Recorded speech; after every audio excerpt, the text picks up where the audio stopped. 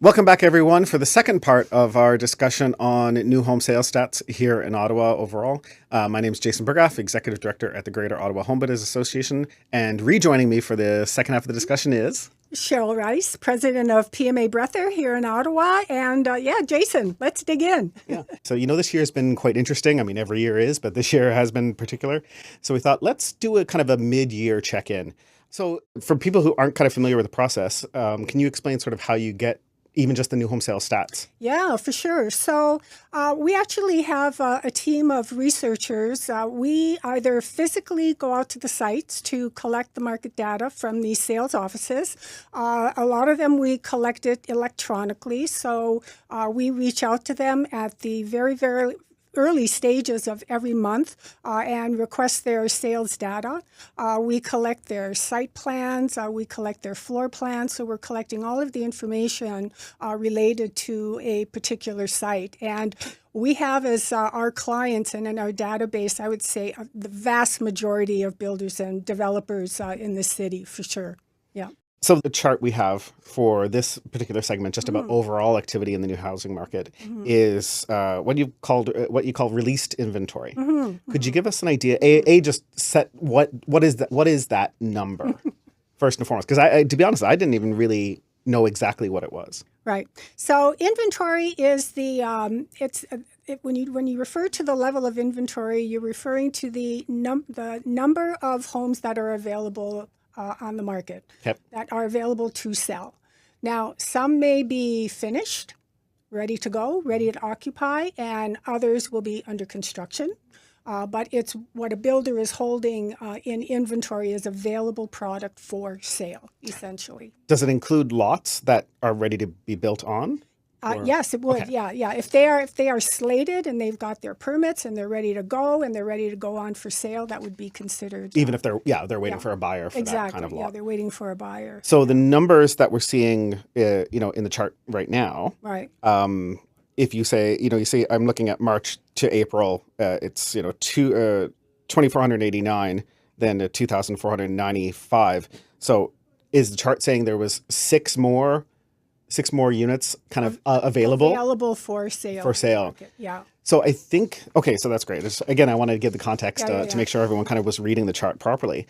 But what I think is most interesting about this chart, and it kind of blew me away when I saw it, was there's a perception out there that there's such little supply available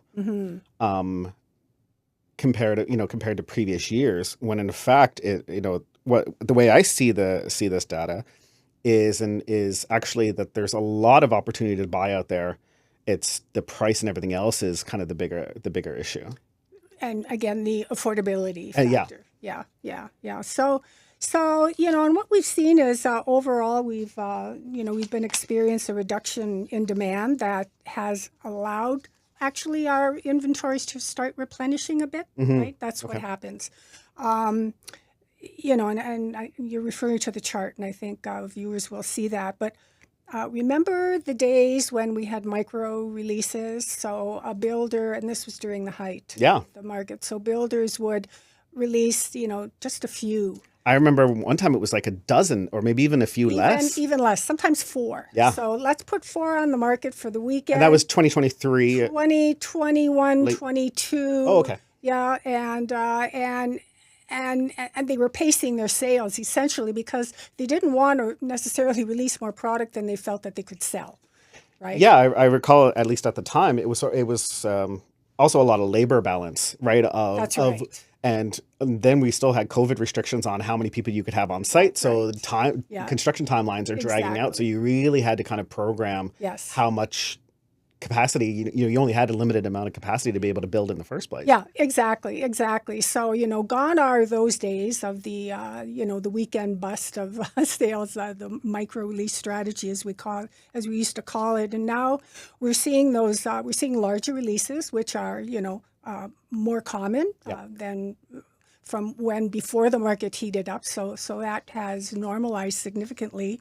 But if we're looking at the data on the monthly inventory, we had seen that, and you alluded to this, that it was decreasing by 22% year over year since January 2019. So that was even before COVID. And it wasn't until February 2023 that our market started to see some significant double-digit growth in inventory. I think we were averaging about 53% gains over previous years, so that's pretty significant. Yeah. And then peaking in September 2023 to 70%. So that's, again, quite significant. In 2024, we continue to average about 49% year-over-year growth in inventory. So it's a good thing to have the inventory there for the consumer because it gives them more choice. Yes. And again, depending on the type of inventory, what is the product? There are so many new products out there now. We've seen the multi-generation. Well, we'll be talking about that. Yeah. Let's keep our powder dry for the next discussion. I'm not going to go there, but we'll be talking about that. But there's just a lot of choice out there with the available inventory that's coming to the market. So the landscape, just a general comment, the landscape in our market of product has also changed. We know that. At one point, our inventory was predominantly condo apartments. That was what was in inventory, right? You had the big towers and, the bigger numbers, or even the mid-rise product. And that had a peak share of 62% in 2021, as an example. Of available inventory. Of available inventory. That's big. That percentage is now 10%. As several builders, as we were talking about briefly earlier, they've moved into the purpose-built rental market. So sure. Yeah. Okay, let's end this part of the conversation here. We're going to come back and talk about product and then also areas around town that you see the majority of new home building. So Cheryl, before we wrap up, maybe give you a chance to tell the people where they can get hold of you or even reach out about subscribing to the stats numbers. Oh, yeah, of course. A good starting point is our website. You can go to the Ottawa website, and we have a newsletter you can subscribe to. The various market reports that we have available are itemized there.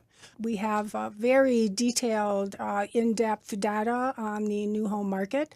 We also have a client portal, which is a web version of our market data, which our clients are finding extremely useful because they can customize the data that they want to view and pull from our database. So the website is there. I'm there. So anybody can contact me anytime. Cheryl, thanks very much for this. Thank you.